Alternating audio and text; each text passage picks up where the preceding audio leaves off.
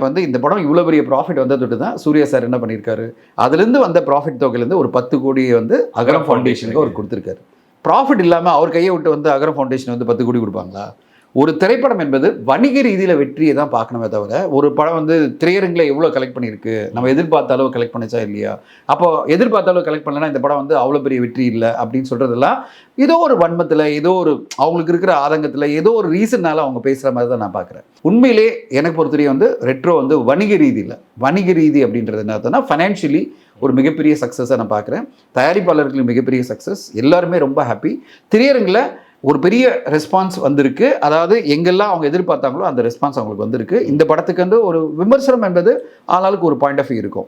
ஆனால் நிறைய பேர் வந்து இந்த படத்தில் சொல்லப்பட்ட பல விஷயங்களை வந்து அப்ரிஷியேட்டும் பண்ணாங்க. அதனால் இந்த விமர்சனத்துக்குள்ளே போகாமல் நம்ம வணிக ரீதியில் மட்டும் நீங்கள் கேட்டதுட்டு நான் சொல்கிறேன், வணிக ரீதியில் இந்த பேர் ஒரு மாபெரும் வெற்றி. அதனால தான் ஒரு 10 கோடியை கொண்டு போய் சூர்யா சார் அகரம் ஃபவுண்டேஷன் ஷிப் பண்ணுறாரு.